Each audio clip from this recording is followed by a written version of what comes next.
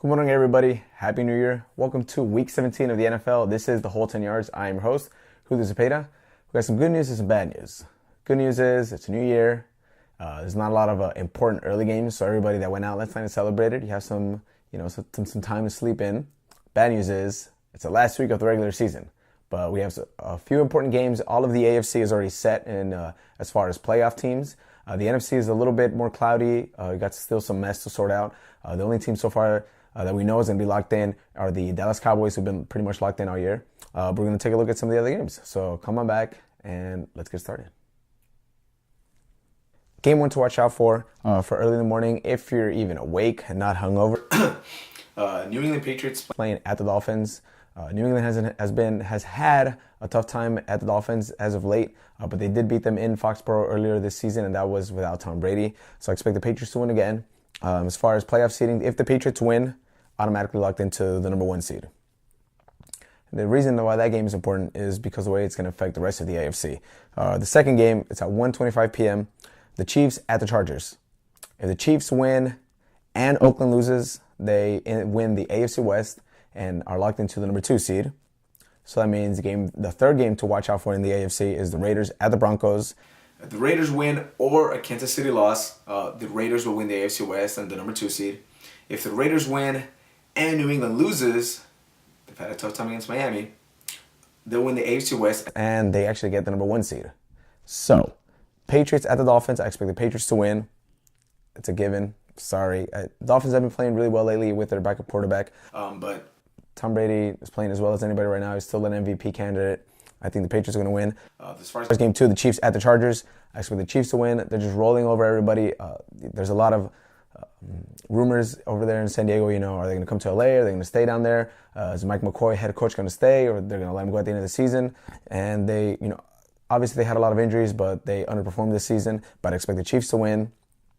And as far as game three for the Raiders are playing with backup quarterback Matt McGloin after Derek Carr suffered that serious leg injury where, quote unquote, it's broke. It's unfortunate.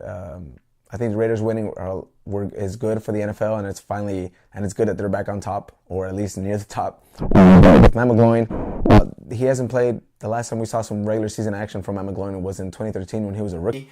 So we'll have to see how that goes. But I think Derek Carr, MVP candidate as well, makes that team go. The last meeting was in Week 9. Oakland won 30-20. The Oakland Raiders rushed for 200 plus yards, I believe 218 yards. So I expect a lot of the same. Even Aqib Talib has been on the record as saying they expect for Oakland to run the ball a lot again. So I think it's definitely a possibility they can do it. I just have to see how Oakland Raiders handles the loss of Derek Carr and how the whole team responds, and how just basically their psyche, just how they respond mentally. But physically, they can definitely do it. I think because of that, there's so many uncertainties. It's going to be tough. I think as of this morning, just found out Gary Kubiak expects to step down. I believe that's what I read. So could be his last game at Denver. It's tough. I expect them to run the ball. Latavius Murray and DeAndre Washington and Jalen Richard have been running pretty well the past couple of weeks. The NFL is kind of like, what have you done for me lately? If they run the ball well, and we'll have to wait and see how they respond mentally, like I said. I think the Raiders win. The Raiders win, Chiefs win, and the Patriots win. 1 and 2 are locked in, and the Chiefs will end up with the number 5 seed. All right. As far as the NFC goes, like I said, it's a little bit more messy. Dallas is number 1, locked in. Atlanta Falcons are in. Seattle Seahawks are in, and the New York Giants are in. So game 1 to watch out for, it's at 1:25 p.m. Giants at the Redskins. If the Skins win, they're in. But barring a tie in Green Bay and Detroit, don't think it's going to happen. But Skins win and you're in. That's it. But the reason the Giants need to win this game, and head coach Ben McAdoo has already been on record as saying, is the starters are going to play. Everybody's going to play in this game because it's the only way he knows how to do it. And it's good. They lost last week, a tough game in Philadelphia. And their defense has been playing elite, for the past about 5 weeks. Giants defense has been coming up. They're playing like an elite defense, but Eli Manning is still throwing interceptions left and right, and that offense needs to pick it up. They were pretty efficient on Thursday against Philadelphia, but those interceptions killed them. So I think this is why the offense needs to get going, needs to click. And, recently, the past few years, when the New York Giants make those Super Bowl runs, they're getting hot at the right time, and they're just rolling into the end of the season and into the postseason. This needs to happen. You can't end on a loss, or can't end just because, you've already clinched. You can't just rest your starters. I think the Giants need to play their starters, play everybody. They need to keep getting Odell Beckham Jr. the ball. Sterling Shepard is, I think, to me, he's shown he can be a top 5 slot receiver. I think he's pretty great. And Victor Cruz on the outside right there, I've been saying it all season. They have a 3-headed monster in that receiving core, and they can keep it going. I think the Redskins defense has a few players missing. Janoris Jenkins, cornerback on the New York Giants, is questionable, but I think he's expected to play. So it's going to be a good game. I think the Giants, I'm giving them the edge because they need to win, and their coach is going to have them going. They need to win. As long as Eli doesn't turn the ball over, which is pretty hard, I know, I'm giving it to the Giants. So the Redskins looks like they'll be sitting at home for the playoffs. Game number 2, Saints at the Falcons, the last regular season game at the Georgia Dome. If Atlanta loses, they could lose out on the number 2 seed, but I don't think that's going to happen. They have, and I believe you can consider that an elite running game. They have number 7 in the rushing offense.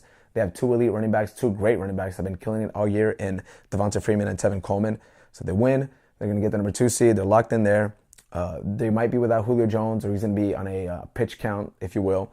But he only had 1 reception last time these 2 teams met. And he's missed a few games already.